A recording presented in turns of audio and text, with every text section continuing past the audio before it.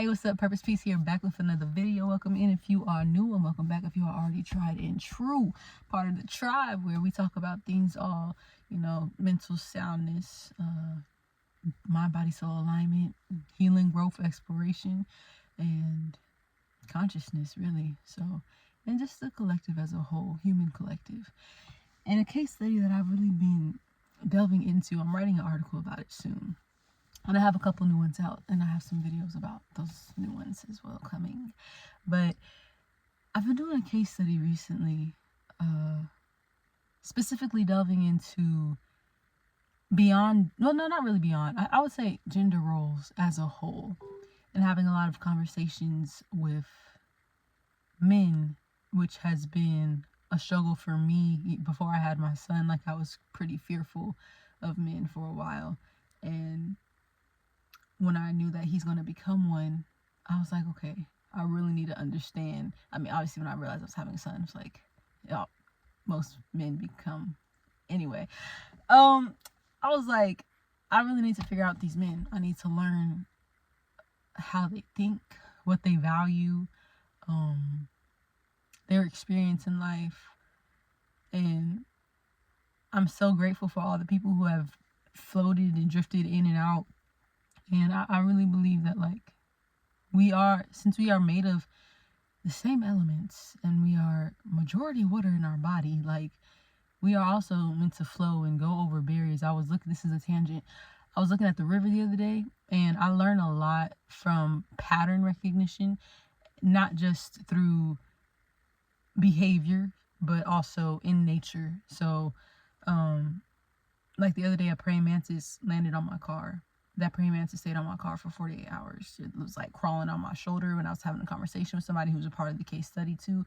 And I was like, nah, he was freaking out. He wasn't freaking out, but he was finna flick him away. I was like, nah, that's my friend. That's the homie. He was here from last night when I was tripping. Like, and I was rushing and just living very survivally, mentality wise. And so he reminded me to slow down, though, the praying mantis. And I believe that nature speaks to me, and I hear my creator through nature. And I was watching the water flow on the river, and it was like forming spheres underwater just because of a rock that was several inches underneath. But like, so it didn't really have to go around, but it was flowing so effortlessly. It knew exactly where to go. And I've been feeling so in limbo. I know why now, but I was feeling so in limbo and just so lost and directionless because I haven't been pursuing what I am meant to. It's been a procrastination and slightly a self-sabotage, because you are what you believe, right? And if perception is reality, me consistently telling myself I don't complete things because I haven't completed things in the past is not true, because there's evidence of so much that I do complete and have completed and am still completing. So telling myself that I am instead of I'm going to be, or that, because when I do it in the present, like the future tense, it causes procrastination. If I do it in the present tense, I'm able to be more consistent, I'm noticing. But anyway, the water was flowing. I was talking to the universe, and I was just saying, asking for direction and wanting to be like water, wanting to be able to go with the flow, not being controlled by any external forces, just kind of like, and not even morphing into them either, like completely avoiding them, being undeterred. And so the river was speaking to me. And then these case studies that I'm doing with these men, I'm realizing that we are so caught up in our roles, even as genders, that we forget the other person is human. Like one conversation I was having, and I share my story as it comes up. It's not something I'm proud of, because when you're young and ignorant, you just behave as an ignoramus. That is not what you are, but you feel like a failure, or like I could have did something different. I could have done better. But hindsight is 2020 when you are in a forward motion. Well, actually, it is, because you can't like look behind you. Like, that has to just be put behind you.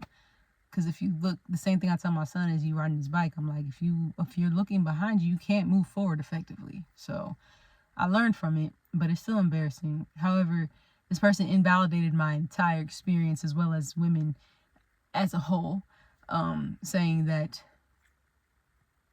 he's lived a hell worse than mine. And when we start to compare apples to oranges,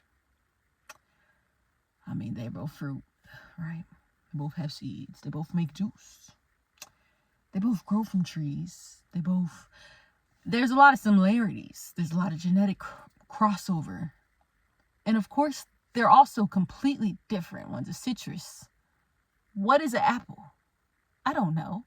But you get the point, right? And so normally, prior to growth and healing, I would have took that personally and I would have argued my stance. But being heard and being comprehended are two different things. And what did I value most in that conversation? I valued understanding the most. Not to be understood, not to be validated. And he apologized for not taking my trauma serious or respecting my trauma. First of all, it's not really trauma. To me, it was a catalytic moment in my life. It probably was trauma at one point, but I can categorize and I know the difference now because I don't act out of it. I don't feel it. It doesn't affect me. So it's grown from trauma. So I don't need it to be respected. You don't respect me clearly though, because you completely invalidated my experience, but because I don't seek validation from you, nor can you give it to me, it also doesn't matter. So one, now a new boundary is set with that relationship, but two, it just showed me that the roles that we take on, if you say you're a man, that means you got to provide. That means you got to protect. That means you got to lead. That means you got to do all these things, which means if you're going to lead, that means you need somebody to follow. And all these stipulations that are put into place that if it ain't broke, don't fix it, right? But have we considered how society transitions from traditional to modern? Like, we have to also modernize the terminology that we use and describe, identify as, and act out of, right? Personally, for me, I don't want to play no roles, so you don't know what you're going to get because I don't know what I'm going to give you. It's based off of what I'm receiving. Like, you can speak English, but I'm speaking vibes. So at the end of the day, I think the standard is different now. And so men and women, people put pressure upon themselves to really uphold a certain image, or honestly, they're upholding a feeling within themselves and it's outsourcing that feeling. So like, for example, a man wants to feel strong, so they need to be there for the woman because that makes him feel like a man, versus just helping your partner because y'all are a team and it makes things just more cohesive. No, it's because you're a man, right? And to me, that's not fair. Sorry if that was like, but to me, that's unfair for either gender, for either role. And it's not even like, why does it have to be the battle of the sexes, right? Like, why can't it just be that people are hurting? And another part of the argument that was being made, because I try to have discussions, but I feel you if you're trying to debate, however, you're gonna have to argue with yourself, because that's not what I come for, and I don't come in the name of that either. My name is Purpose Peace. So like but I can handle it. And I used to be fearful of confrontation. I'm not. Was I shaking? Yes. Why? Because my nervous system is still like, oh, we're doing this now. Yes, I'm in control. Now, whatever is spasming in my hands, you got that. I know that'll calm down eventually. Right. And so he had said that, dang, I completely spaced on what I was talking about. The other part of his argument.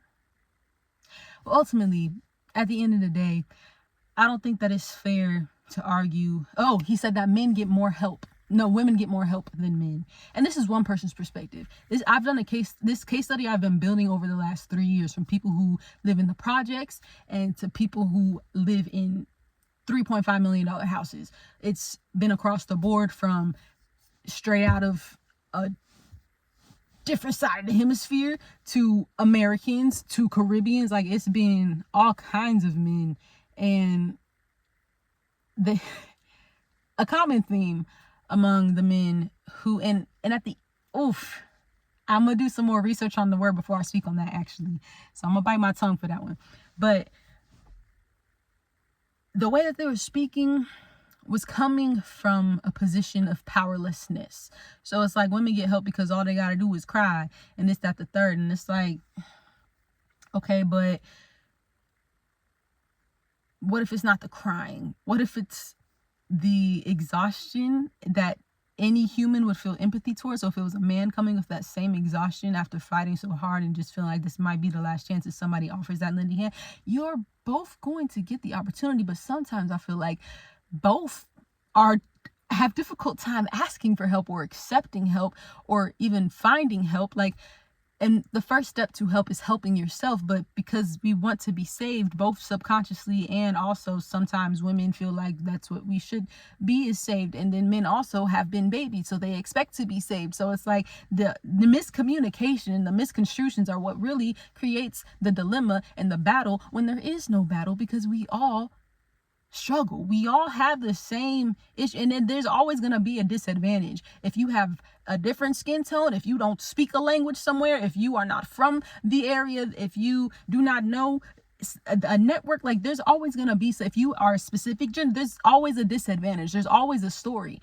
But what does the story do? Does it victimize you, or does it make you victorious? Like, are you able to overcome and are you able to move around it? Like, can you shape shift like the water, or are you going to let it be your shape and you're going to be shifted instead of being in control, And it's just, it feels frustrating, because I want everybody to put so much less pressure upon themselves to impress other people to receive something. Like, can we just truly use the same will that we want to be given, extend that to others? Freedom, just be you. Like, why do you have to behave a certain way? Why do we have to make other people comfortable? Why is it societally acceptable to wear these masks? So, and even myself too, in my video, I'm like, I don't know if I should be professional, because if I want to be taken serious. No, like, don't take me serious, but take me very serious, because I'm playing, but I'm dead serious. Like, there's always gonna be a polar end, and there's a level of comfortability that you should have, and that I want you to feel, and that I want to bring to the table, right? Like, you have to offer what you are asking for, and that's the thing. So I can delve definitely more into that case study for sure. I think I'm going to. Hopefully this video makes sense. I'm gonna watch it back to make sure it did before I post it. But thank you so much for listening and tuning in. And I think I want to give like a key takeaway, because I feel like I don't just want to ramble,